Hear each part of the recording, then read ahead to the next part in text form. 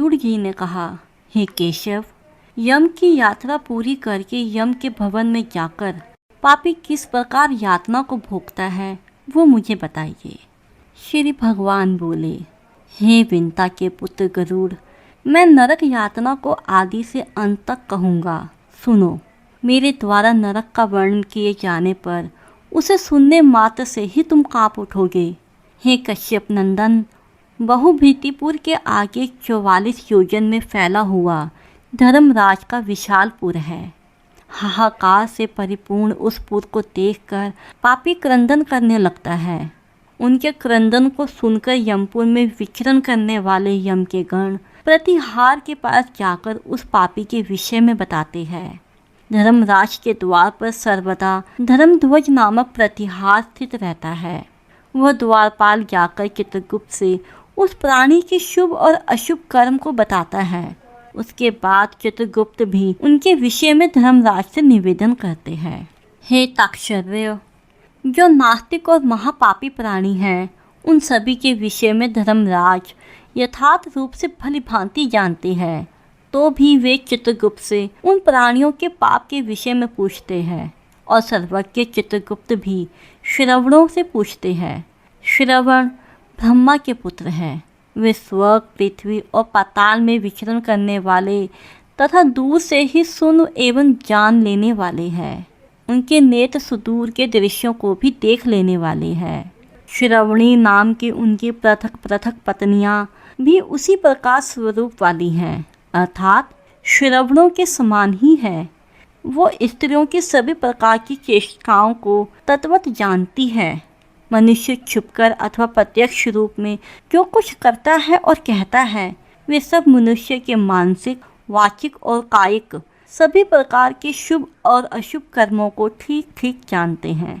मनुष्य और देवताओं के अधिकारी वे श्रवण और श्रवणियाँ सत्यवादी हैं। उनके पास ऐसी शक्ति है जिसके बल पे वे मनुष्यकृत कर्मों को बतलाते हैं। व्रत, दान और सत्य वचन से जो मनुष्य उन्हें प्रसन्न करता है, उनके प्रति वे सौम्य तथा स्वर्ग और मोक्ष प्रदान करने वाले हो जाते हैं।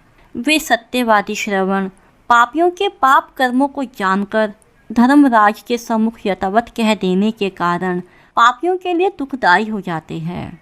सूर्य, चंद्रमा, वायु, अग्नि, प्रकाश, भूमि, जल, हृदय, यम, दिन रात, दोनों संध्याएं और धर्म, ये सभी मनुष्य के वृतांत को जानते हैं।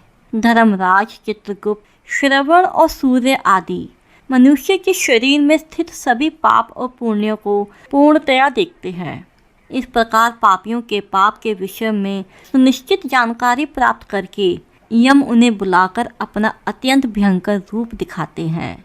वे पापी यम के ऐसे भयंकर रूप को देखते हैं जो हाथ में दंड लिए हुए हैं, बहुत बड़ी काया वाले, भैंस के ऊपर संस्थित, प्रलय काल मेघ के समान आवाज वाले, काजल के पर्वत के समान, बिजली के प्रभाव वाले, आयुधों के कारण भयंकर, 32 भुजाओं वाले, 3 योजन के लंबे चौड़े विस्तार वाले, बावली के समान गोल नेत्र वाले, बड़ी बड़ी दाढ़ों के कारण भयंकर मुख वाले, लाल लाल आँखों वाले और लंबी नाक वाले, मृत्यु और ज्वर आदि से संयुक्त होने के कारण चित्रगुप्त भी भयावह है।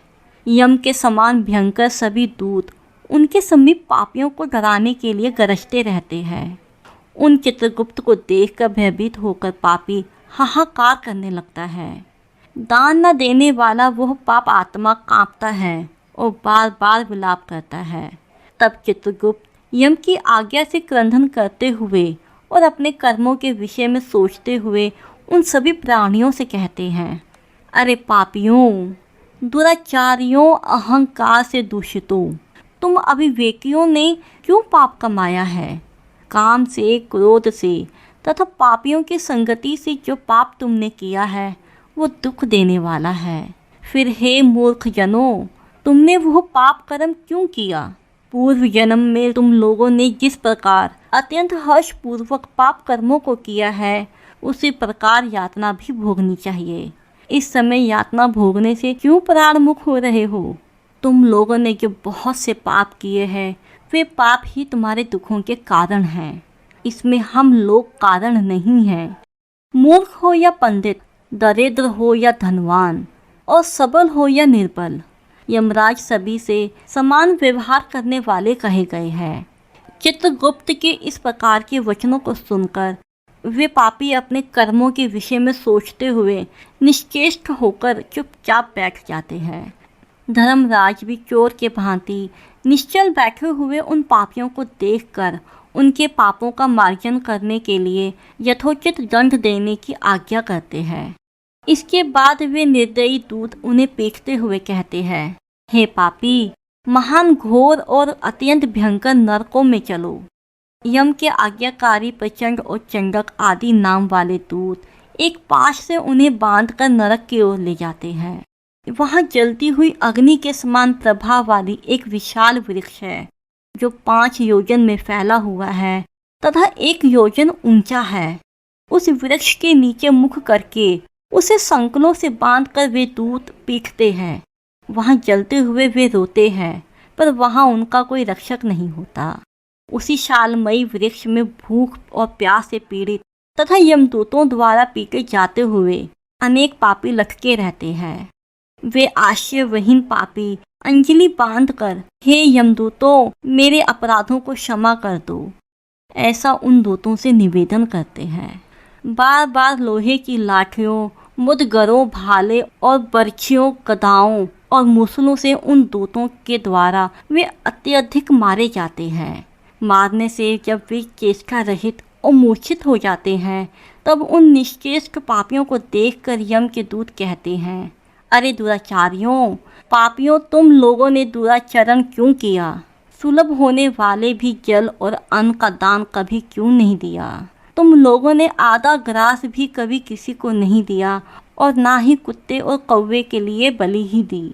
अतिथि को नमस्कार नहीं किया और पितरों का तर्पण नहीं किया। यमराज तथा चित्रगुप्त का उत्तम ध्यान भी नहीं किया और उनके मंत्रों का जाप नहीं किया, जिससे तुम्हें ये यातना नहीं होती।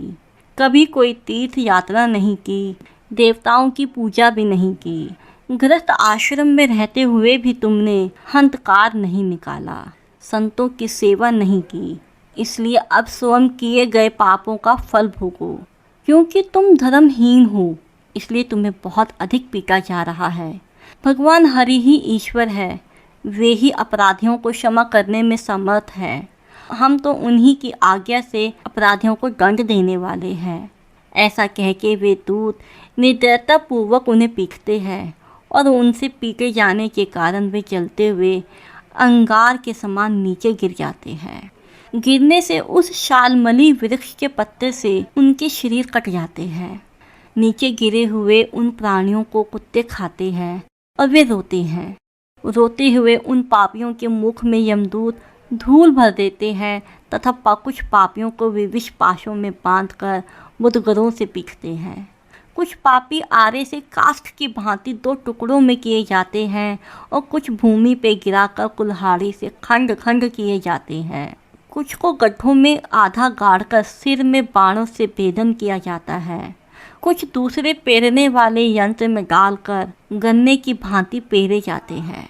कुछ को चारों ओर से जलते हुए अंगारों से युक्त जलती हुई लकड़ी से ढक करके लोह पिंड की भांति धधकाया जाता है। कुछ को घी की खोलते हुए कढ़ाई में, कुछ को तेल के कहाड़े में तले जाते हुए बड़े की भांति इधर उधर चलाया जाता है। किन्हीं को मतवाले गजेंद्रों के सम्मुख रास्ते में फेंक दिया जाता है। किन्हीं को हाथ और पैर बांधकर अधोमुख लटकाया जाता है। किन्हीं को कुएं में फेंक दिया जाता है, किन्हीं को पर्वतों से गिराया जाता है। कुछ दूसरे कीड़ों से युक्त कुंडों में डुबोए जाते हैं, वहाँ वे कीड़े के द्वारा व्यथित होते हैं। कुछ पापी व्रज के समान चोंच वाले बड़े बड़े कौवे, गिद्धों और मांस भोजी पक्षियों द्वारा शिरोदेश में, नेत्र में और मुख में चोंचों से आघात करके नोचे जाते हैं। कुछ दूसरे पापियों से ऋण को वापस करने की प्रार्थना करते हुए कहते हैं, मेरा धन दो, मेरा धन दो। यमलोक में मैंने तुम्हें देख लिया है, मेरा धन तुमने ही लिया है। नरक में इस प्रकार विवाद करते हुए पापियों के अंगों से सरसियों द्वारा मांस नोचकर यमदूत उन्हें देते हैं। इस प्रकार उन पापियों को सम्यक प्रताड़ित करके यम की आज्ञा से यमदूत खींचकर तामिस्त्र आदि घोर नरकों में फेंक देते हैं। उस वृक्ष के समीप में ही बहुत दुखों से परिपूर्ण नरक है, जिसमें प्राप्त होने वाले महान दुखों का वर्णन वाणी से नहीं किया जा सकता। हे आकाशचारिण गरुड़, नरकों की संख्या 84 लाख है। उनमें से यह अत्यंत भयंकर और प्रमुख नरकों की संख्या 21 है। तामिस्त्र, लोहशंकु, महारौरव, शालमली, रौरव, कुंडमल, कालसूत्रक, पुतिमृतिक, संघात, लोहितोद, सविश, संप्रतापन, महानीर्य, काकोल, संजीवन, महापत, अविची, अंधतामिस्त्र, कुंभिपाक, संप्रतापन तथा तपन, ये 21 नरक है। उनके प्रकार के पापों का फल इनमें प्राप्त होता है और ये यम के यमदूतों से अधिष्ठित है। इन नरकों में गिरे हुए मूर्ख, पापी, अधर्मी जीव कल्प प्रयत्न उन नरक यातनाओं को भोगते हैं। तामिस्त्र और अंधतामिस्त्र तथा रौरवादी नरकों की जो यातनाएं हैं, उन्हें स्त्री और पुरुष पारस्परिक संग से निर्मित कर भोगते हैं।